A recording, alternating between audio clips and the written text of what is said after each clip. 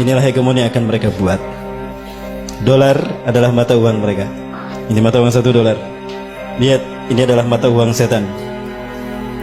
Lihat, segitiga dengan mata terputus. Kenapa diputus? Karena belum tiba saat sang mata satu datang memimpin kita. Kapan waktunya? Nanti kalau lahir sapi merah. Ternyata sapi merahnya sudah lahir. Ya, berarti kedatangan sang mata satu telah dekat. Artinya negara dunia di New World Order yang mereka cita-citakan, Novus Ordo Seclorum, akan sempurna. Berarti ada kemungkinan di zaman kita Dajjal keluar. Simbol Anuit Kuptis. Dan ini sangat berbau Dajjal sekali. Segitiga Tuhan, mata satu, Dajjal. Plakat sebelah kiri ada bintang ini. Coba hitung bintang ini ada 13. Hawariun ada 12. Yudas datang jadi 13. 13 bintang. Kalau kita lihat sudut-sudutnya, ini melambangkan singgasana Yahudi dengan 13 kasta. Kebetulan atau sesuatu yang sudah mereka rancang. Cerdas mereka. Dan untuk mewujudkan ini, mereka harus menghancurkan Islam. Berarti negara-negara Arab harus ada dalam kendali mereka. Yahudi nggak mau sendirian. Yahudi harus ada partner. Siapa lagi kalau bukan Amerika? Tadi negara paman Sam. Betul kan? Tujuannya apa? Memuluskan jalan Dajjal untuk menguasai dunia. Maka Yahudi melakukannya dengan 3 program besar dunia. 1, eksodus besar-besaran ke negeri yang dijanjikan Tuhan. Melalui resolusi Atul Balfour, Menlo Inggris yang diperbudak Yahudi oleh Rothschild atau Rockefeller. Mereka mengeluarkan resolusi Atul Balfour yang isinya mengizinkan Yahudi untuk hijrah ke Palestina. Maka sejak saat itu mereka hijrah setiap 2 minggu sekali 1.000 orang ke tanah Palestina. Kenapa harus Palestina? Karena Palestina adalah jantung dunia. Dia menghubungkan 3 benua. Palestina menghubungkan benua Afrika, Eropa dan Asia. Maka siapapun yang menguasai Palestina, dia menguasai dunia. Yahudi ingin menguasai dunia, maka Palestina harus mereka kuasai. Itu program mereka. Maka di Palestina tahun 14 Mei 1948 mereka mendeklarasikan, memproklamirkan berdirinya Israel di tanah Palestina. Dan yang terakhir setelah mereka punya negara, mereka menanamkan hegemoni ke seluruh dunia, the New World Order.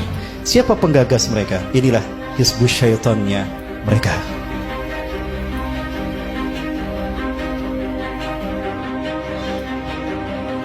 Baik, mereka inilah yang kemudian menciptakan platformnya, langkah demi langkahnya untuk menuju negara dunia. Apa negara dunia itu? The New World Order tadi. Dalam mata uang $1, Novus Ordo Seclorum. 1, dunia dalam pemerintahan tunggal mereka. Siapa? Yahudi. Maka negara-negara di seluruh dunia harus sejalan dengan agenda Yahudi. Artinya mereka harus menjadi shadow government-nya Yahudi. Betul? Bertentangan dengan agenda Yahudi, habis mereka. Lihat Irak, lihat Mesir, lihat Afghanistan, lihat Suriah, lihat Palestina, lihat Yaman. Maka negara yang tersisa adalah negara yang pro kepada mereka. Saya buktikan tidak lama lagi. Maka mereka menciptakan shadow government. Demokrasi itu virus yang mereka sebarkan agar negara di dunia ada dalam kendali mereka. Divide, dipecah belah, et impera, lalu mereka kuasai. Itu strategi klasik mereka. Lalu mereka menciptakan sistem politik demokrasi tadi. Ekonomi kapitalisme yang ribawi, dolar.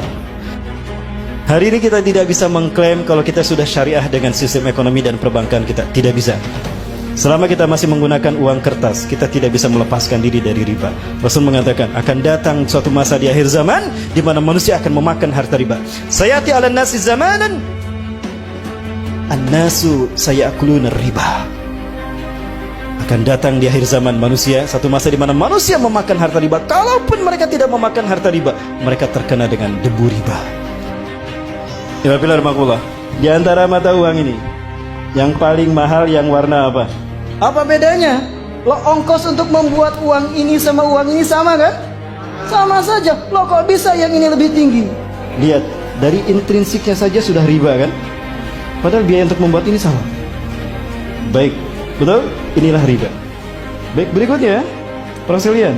Waktu saya masih SD, 2000 bisa kebeli baju 1 setel. Betul tidak? Waktu saya masih SD, 35 tahun yang lalu, saya sudah 40, kepala 4 sekarang. 35 tahun yang lalu ini kebeli 1 setel baju. Sekarang inflasi kan? Lalu bagaimana dengan dinar?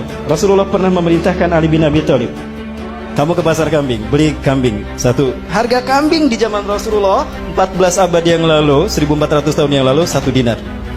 Ali datang ke pasar kambing, pulang. Kenapa Ali yang disuruh? Karena Ali adalah sahabat terhebat dalam memilih kambing yang sehat dan dagingnya gemuk dan bagus kualitasnya. 14 abad yang lalu, 1400 tahun yang lalu, kambing 1 dinar. Sekarang berapa? 1 dinar berapa? 2,5 juta. Kebelikan kambing? Bayangkan 1400 tahun tidak mengalami inflasi. Nah ini 35 tahun inflasinya sudah berapa kali lipat. Demi Allah. Begini mereka cara menguasai dunia. Dajjal. Pinter kok Dajjal. Inilah ekonomi kapitalisme. Baik, negara tidak pernah mencetak uang ini. Negara hanya menentukan RAPBN. Betul?